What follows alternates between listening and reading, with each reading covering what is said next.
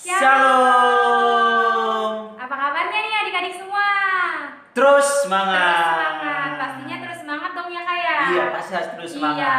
Nah, hari ini kita mau dengerin lagi firman Tuhan hari ini. Tapi sebelum itu kita mau berdoa dulu yuk.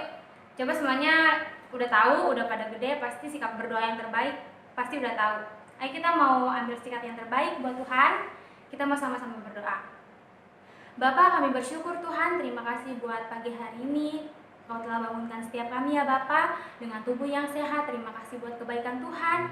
Sebentar Tuhan, kami ingin mendengarkan firman Tuhan. Biarlah ajar kami Tuhan untuk mengerti firman-Mu dan mampukan kami ya Bapa untuk melakukannya dalam kehidupan kami Tuhan Yesus. Kami serahkan Tuhan hari ini dan firman hari ini ke dalam tangan kasih-Mu hanya di dalam nama Tuhan Yesus. Sama-sama katakan Amin. Amin. Nah, hari ini Cici sama Kayer mau cerita tentang temanya hidup bagi Tuhan. Hidup bagi Tuhan. Sebelumnya apa sih Ci hidup bagi Tuhan itu? Hidup bagi Tuhan itu kalau menurut Cici hidup kita nih yang menyenangkan hati Tuhan, yang bikin hati Tuhan senang, terus melakukan perintah Tuhan itu hidup bagi Tuhan. Kalau menurut Kayer gimana Kayer? Kalau menurut kakak itu hidup bagi itu adalah menyerahkan hidup kita untuk Tuhan. Mungkin kita lagi sedih tapi kita tetap memberi yang terbaik buat Tuhan Yesus. Iya betul. Melakukan apa yang baik, apa yang berkenan di mata Tuhan. Mungkin adik-adik ada orang yang kasarin, tapi adik-adik harus tetap mengasihi, mengampuni mereka. Nah benar banget adik-adik semua. Nah sama nih kayak cerita si tokoh Alkitab. Ada yang tahu gak ya? Dia siapa ya? Iya, dia namanya depannya P. Ya, aku tahu deh. Siapa ya? Siapa ya, Kak? Paulus. Nah, si Paulus ini kita tahu adik-adik ceritanya kehidupan dia. Dia dulu seorang penjahat ya, Kak ya? Iya, penjahat. Dia menganiaya orang-orang percaya. Nah, sampai akhirnya Tuhan memulihkan hati Paulus. Akhirnya Paulus bertobat ya, Kak ya? Bertobat. Nah, setelah Tuhan memulihkan hati si Paulus, hidup si Paulus berubah. Dia menjadi pemberita Injil Tuhan. Yesus. Meskipun dia di dalam penjara ya kayak iya, dia tetap mau memberitakan firman Tuhan. Dia mau menghibur orang-orang yang sedang kesusahan di sana. Nah, terus dia tetap terus bersyukur sama Tuhan, gak mengeluh ya kayak Iya, tidak pernah mengeluh. Nah, sama kayak kita adik-adik, kita mau belajar nih sama-sama buat hidup bagi Tuhan ya kayak kita mau sama-sama belajar gimana sih hidup kita biar Tuhan senang sama hidup kita. Kita boleh jadiin contoh nih kayak Paulus tadi. Nah, kayak gimana ya caranya biar kita tuh hidup kita bisa menyenangkan hati Tuhan, biar hidup kita tuh buat Tuhan gitu. Hidup kita bagi Tuhan. Gimana ya Kayer ya? Kalau menurut saya untuk hidup menyenangkan itu berarti kita harus hidup menyerahkan hidup kita sepenuhnya untuk Tuhan. Bukan hidup untuk hidup kita sendiri, tapi kita hidup untuk Tuhan. Berarti bukan hanya untuk melakukan yang terbaik, tapi kita juga berdampak bagi sesama, bagi teman-teman kita yang gak mampu, kita tolong mereka, kita bantu mereka. Itu semuanya kita sudah hidup bagi Tuhan Yesus. Itu menurut Koko. Gitu ya Kak Eri? Iya. Ya teman-teman, adik-adik di rumah. Jadi yang pertama itu gimana caranya ya Cici kita mau hidup buat Tuhan. Nah, yang tadi Kayer bilang caranya dengan menyerahkan hidup kita ke Tuhan ya Kayer ya. Terus menjadikan diri kita contoh yang baik buat teman-teman kita, buat mama papa di rumah. Kalau misalnya mama minta tolong harus dibantuin ya Kayer ya. Harus dibantu. Iya, contohnya kayak gitu. Nah, itu poin yang pertama. Sekarang poin yang kedua, apa ya? Gimana caranya biar hidup kita bisa bikin Tuhan senang, buat hidup kita bagi Tuhan. Yang kedua itu harus terus mengandalkan Tuhan Yesus. Tuhan Yesus, benar. Iya. Adik-adik di rumah, coba Cici mau tahu siapa yang di sini masih rajin berdoa setiap pagi, setiap mau melakukan apapun itu pasti berdoa. Cici percaya semuanya pasti masih rajin berdoa, amin. Nah, yang poin kedua ini kita harus mengandalkan Tuhan. Apapun yang kita lakukan, bangun pagi, kita mau belajar ya kayak Iya, ya. harus belajar berdoa. Kita harus berdoa dulu, harus minta kekuatan dari Tuhan Yesus. dari Tuhan Yesus. Nah, kalau kita udah mengandalkan Tuhan, percaya yang kita lakuin pasti berhasil ya kayak Iya, ya. pasti berhasil karena Tuhan yang memberkati kita. Iya benar. Buat Amin. adik-adik yang belajar di rumah nih ya, sebelum belajar berdoa dan belajar sungguh-sungguh pasti hasilnya terbaik ya kayak ya. Yang terbaik yang Tuhan Iya, beri. pasti dapat hasil yang terbaik. Amin. Amin. Nah, yang ketiga apa kayak? Nah, yang ketiga, mengasihi sesama atau teman-teman kita. Nah, yang ketiga ini kita bagaimana kita bisa hidup menyenangkan Tuhan, hidup kita buat Tuhan itu mengasihi sesama Kita. mengasihi sesama kita.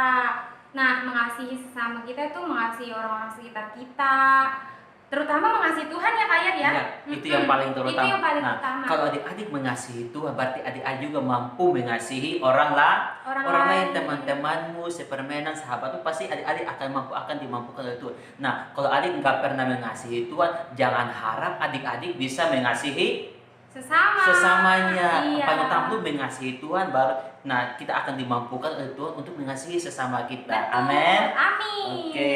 Karena Tuhan udah mengasihi kita ya kayak ya. Iya, Meskipun kita nggak mengasihi Tuhan, tapi Tuhan tetap sayang loh sama kita. Iya, benar. Berarti kita harus sayang ya sama Tuhan ya Iya. kayak ya. Amin. Nah, terus selain mengasihi sesama, tadi tuh contohnya mengasihi sesama itu tadi yang kayak bilang saling tolong menolong. Iya. Kalau temennya sedang kesusahan ya dibantuin. Terus yang kedua, tidak membalas kejahatan dengan kejahatan ya Iya, kayak ya. benar sih. Harus berdoa dan memberkati mereka yang menyakiti adik-adik di rumah. Ya. Oke? Oke. Nah, setelah itu selain mengasihi di poin ketiga ini harus menghormati seseorang yang lebih tua dari kita kayak. Ya, benar. Contohnya yang paling utama pasti adik-adik di rumah pasti udah tahu. Kira siapa ya? Siapa ya? Orang tua. Bener banget. Adik-adik di rumah harus banget menghormati orang tua. Orang tua. Jangan melawan ya kayak ya. Iya, kalau apa yang orang tua ajarkan atau misal orang tua nasihat atau tegur, kita harus menjadi anak yang penurut, jangan melawan, jangan memberontak. Iya. Itu ciri-ciri anak yang gak cinta Tuhan. Bener banget. Nah. Adik-adik di rumah kalau misalnya mama papanya minta tolong sesuatu, jangan mengeluh ya kayak Iya, ya. jangan mengeluh. Lakukan dengan sukacita. Iya, Amin. benar. Amin. Sama orang-orang yang di sekitar kita yang lebih tua dari kita juga harus sopan. Iya. Kita nggak boleh melawan mereka, kita nggak boleh nggak sopan sama mereka ya kayak Iya, ya. benar, Ci. Nah, itu 3 poin tadi gimana kita bisa hidup buat menyenangkan hati Tuhan, gimana hidup kita bisa mempermuliakan nama Tuhan. Iya, benar. Kayak gitu adik-adik. Nah, Oke. kayak Nah, kok mau nambahkan beberapa hal. Nah, ini penting banget. Nah, kalau adik-adik mau hidup bagi Tuhan, yang pertama adalah kita tidak egois. Nah, kalau berarti ciri-ciri orang yang egois seperti apa ya? orang yang egois itu dia yang nggak mau kalah, dia selalu membalas kejahatan dan kejahatan. Iya. Cici. Nah. Dia nggak mau kalah, dia maunya terus menang. Iya. Gitu kayak. Iya, orang-orang yang mementingkan orang-orang yang egois juga itu adalah orang-orang yang mementingkan diri sendiri. Oh, iya. Gak mau peduli sama orang lain lagi kelaparan, orang lain lagi kesusahan. Yang penting aku yang penting aku bahagia. Dia gak mau peduli orang-orang yang sedang ini kesusahan. Tapi firman Tuhan mengajarkan kalau adik-adik mau hidup bagi Tuhan, yang pertama jangan egois, harus hidup bagi Tuhan, berdampak menolong yang kesusahan.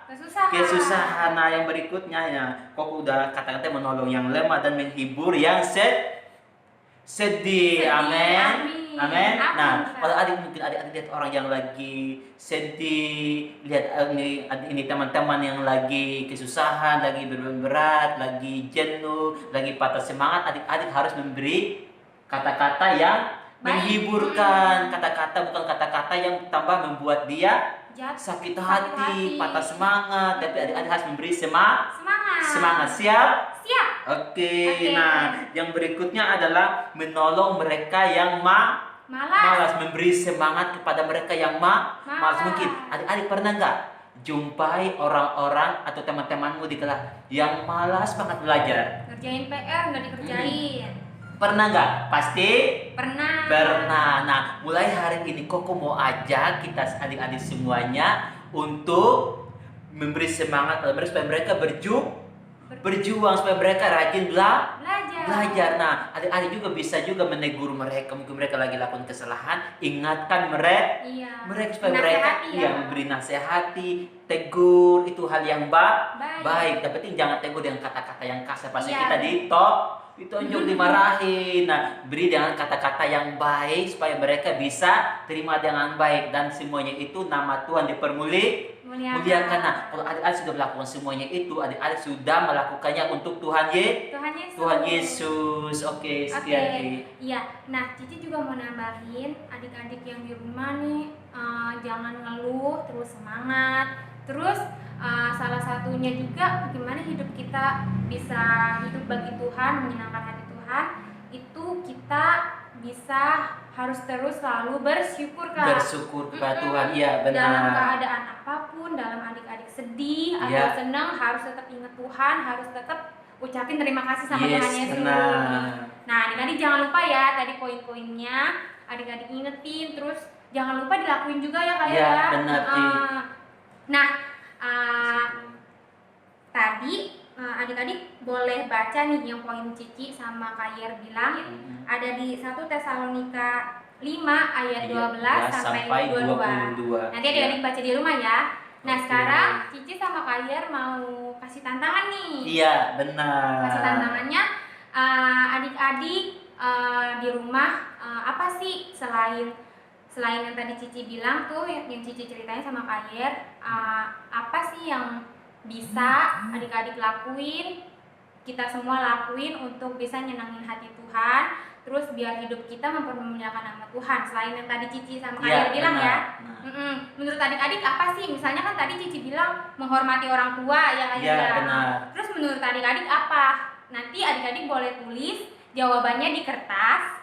Nanti adik-adik boleh buat video, nah disebutin jawabannya di situ, oke? Siap. Pasti bisa. Nah, itu aja ya tantangan dari Cici sama Kak Yer, dan sekian juga firman Tuhan hari ini. Semoga memberkati adik-adik semua. Amin. Nah, sebelum itu kita mau berdoa dulu yuk, Kak Yer. Ya, kita berdoa dulu. Yuk, Kak Yer berdoa. Oke, adik-adik mari kita berdoa. Tuhan Yesus, kami mengucap syukur hari ini kami telah mendengarkan firman-Mu, mengajarkan kami untuk kami hidup bagi Tuhan. Tuhan Yesus mampukan kami semua untuk terus hidup bagi Tuhan, menyenangkan hati Tuhan, berdampak bagi teman-teman kami sekeliling kami. Dengan semuanya itu kami telah melakukannya untuk Tuhan, dan kami telah hidup bagi Tuhan. Tuhan Yesus tolong kami, berkati adik-adik semua yang telah mengikuti ibadah pagi hari ini. Tuhan berkati mereka semua, dan anak Yesus Kristus kami telah berdoa. Haleluya. Amin. Terima kasih ya adik-adik, tetap semangat di rumah, belajar yang sungguh-sungguh ya. Amin. Sekian dari Cici dan Kak Yer. Dadah. Shalom.